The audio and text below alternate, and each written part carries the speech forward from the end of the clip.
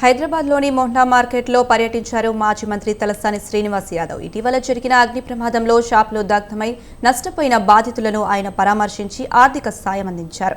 బాధితులను ప్రభుత్వం ఆదుకోవాలని డిమాండ్ చేశారు. అనంతరం అక్కడి వ్యాపారుల సమస్యలు తెలుసుకున్న ఆయన 100 సంవత్సరాల చరిత్ర కలిగిన మోహ్నా మార్కెట్పై ఆధారపడి వేలాది మంది జీవనం సాగిస్తున్నారని తెలిపారు. సరైన సౌకర్యాలు లేక వ్యాపారులు ప్రజలు ఇబ్బందులు పడుతున్నారని ఆరోపించారు.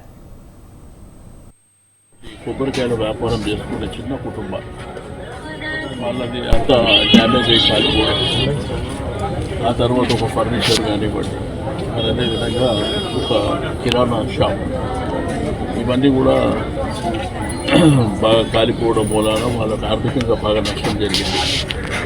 అందుకే ఎంఆర్ఓ గారు ఈ రాత్రంతా తాగడము, నానా బీభత్సం చేయడము, రెండోది ఇవి కాల్చడం, ఇటువంటివి జరుగుతున్నాయనేది కూడా నా నోటీస్లో వచ్చింది. వాళ్ళు డైలీ పెట్రోలింగ్ పెడతామని చెప్పి వాళ్ళు చెప్పారు. అయితే నేను కలెక్టర్ గారికి, రెవెన్యూ అధికారులకు రిక్వెస్ట్ చేసేది, ఏదైనా ఇన్సిడెంట్ జరిగినప్పుడు కాంపన్సేషన్ వెంటనే ఇస్తే వాళ్ళకి ఏమైనా ఉపయోగపడుతుంది. కాంపన్సేషన్ వెంటనే ఇస్తే, ఇప్పుడు పంచనామా జరిగింది, అవన్నీ వాళ్ళు వచ్చి తీసుకొని పోయాడు. కాంపన్సేషన్ అనేది వెంటనే ఇస్తే వాళ్ళకు కూడా కొంత ఆధారం ఉంటుంది, ఇబ్బంది లేకుండా ఉంటుంది. అయితే దీన్ని కూడా మార్కెట్ని ఒకసారి మీటింగ్ పెట్టి ఒక పక్క ప్రణాళిక తయారు చేసుకొని ముందుకెళ్ళడానికి కొన్ని ప్లాన్స్ చేయబోతున్నాం.